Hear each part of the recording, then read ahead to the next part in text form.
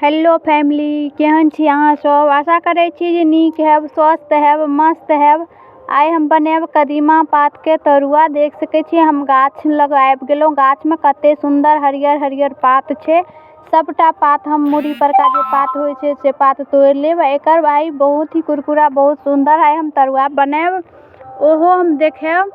ई पात देख सकै छी, ई पात के जे मूड़ी पर का जे पात होइ छै, एकर सब्जियो बहुत लाजवाब बनै छै। बहुत ही सुंदर स्वदगर सब्जी बनै छै। आब गाछ में जते फूल छलै से हम फूलो तोड़ि लेलहुँ, जते मूड़ी पर का पात छलै से पातो तोड़ि लेलहुँ।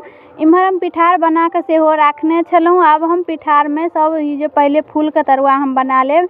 फूलो के तरुआ बहुत सुंदर होइ छै। आइ हम बनाएब रोटी स्टाइल में, जे एकदम सब चिपक चिपक के रोटी नाहिता भऽ जाइ छै। देख सकै छियै जे फूल में जते डंठल छलै सब डंठल हम निकालि देलहुँ। अब पिठार लगा लगा के हम जते फूल छै सबके हम तैर लेब।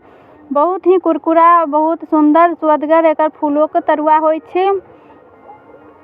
जा सबटा हम पिठार लगा लगा के हम तरुआ एकर फूल दऽ देब तेल में। देख सकै छियै कते बहुत ही कम तेल छै, एमे बेसी तेल नहीं लागै छै। ओ अपना मोन पर है जे तेल बहुतो दऽ के तैर सकै छी, मगर एमे बहुत कम तेल लागै छै। जते कम तेल में एकरा कम धीमी आंच पर फ्राई करबे, ओते सुंदर कुरकुरा बन के तैयार भऽ जायत। देख सकै छी जे हमर पलटे वाला भऽ गेलै। एक बेर हम पलटि देलहुँ हैं। आप देख सकै छी जे केना रोटी रहता सब चिपक गेल है। लगे छै जे फूल के कदीमा फूल के रोटी छै। रोटिये स्टाइल में हम बनेलहुँ हैं। आ इम्हर कदीमा के फूलो छलै, एकरो फूल के हम ओरिया के मोड़ के राखि लै छी। जब हम फूले पाते के तरब, कते सुंदर पात छलै गाछ में, ओ तो देखबे केलिए।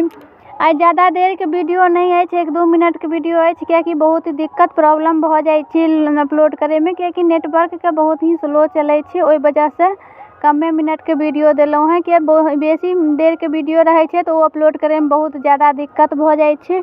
ओहि चलते कम 2-2.5 मिनट के वीडियो बनेलहुँ हम। हमर एक ई देख सकै छियै जे ई हमर रोटी तरुआ बन के तैयार भऽ गेल है। केहन रोटिये जकाँ सब चिपकल छै। आब जे फूल छलै ओ फूल के जे फूल के तऽ हम तैर लेलहुँ। अब जे पात छलै देख सकै छियै कते खिज्जा खिज्जा। ई पात के सब्जियो बहुत सुंदर बनै छै, सागो बहुत सुंदर बनै छै। बहुत किछु कदीमा पात के बनै छै। हम सब देखाएब जे की सब हम कदीमा पात के बनबै छी। इम्हर आब हम पिठार लगा के एकर तरुआ तैर लेब। अहाँ सब हमर प्रोफाइल पर जाए, प्रोफाइल चेक करब। वीडियो नीक लागत है तो लाइक शेयर सब्सक्राइब जरूर करब। जे आदमी चैनल सब्सक्राइब नहीं केने छी ओ चैनल के सब्सक्राइब करब। आइना चैनल के सपोर्ट करैत रहू।